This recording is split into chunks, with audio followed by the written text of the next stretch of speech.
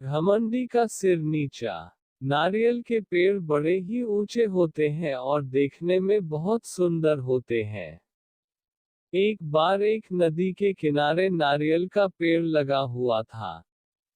उस पर लगे नारियल को अपने पेड़ के सुंदर होने पर बहुत गर्व था। सबसे ऊंचाई पर बैठने का भी उसे बहुत मान था। इस कारण घमंड में चूर नारियल हमेशा ही नदी के पत्थर को तुच्छ पड़ा हुआ कहकर उसका अपमान करता रहता। एक बार एक शिल्पकार उस पत्थर को लेकर बैठ गया और उसे तराशने के लिए उस पर तरह तरह से प्रहार करने लगा।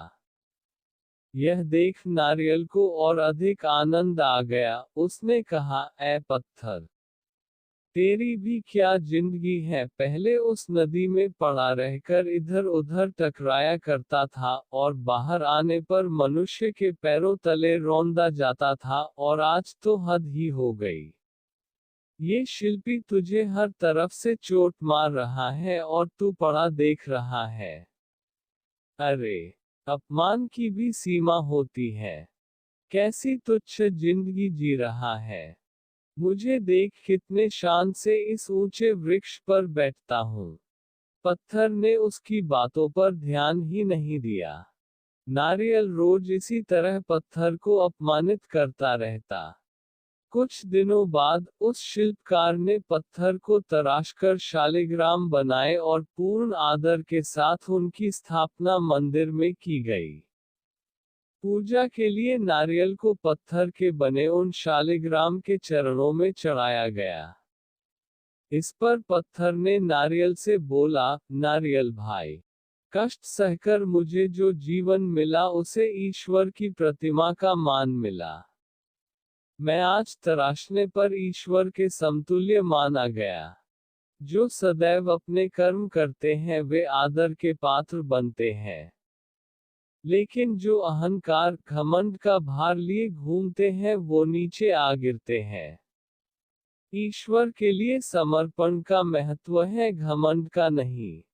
पूरी बात नारियल ने सिर झुकाकर स्वीकार की, जिस पर नदी बोली, इसे ही कहते हैं घमंडी का सिर नीचा।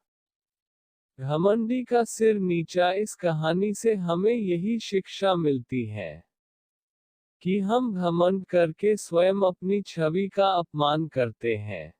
घमंड मनुष्य जीवन के लिए एक शत्रु की तरह है जो हमेशा उसके लिए विनाश का मार्ग बनाता है।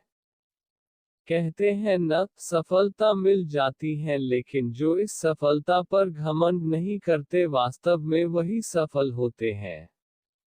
घमंडी व्यक्ति कितना भी ऊपर उठ जाए एक दिन वो नीचे आकर गिरता है, और उस वक्त जो उसका अपमान होता है उससे बड़ा श्राप उसके लिए कुछ नहीं होता। घमंड एक ऐसा भाव है जिसमें मनुष्य कब फंस जाता है उसे इसका भान तक नहीं रहता। इसलिए सदैव अपने जीवन का अवलोकन करना चाहिए।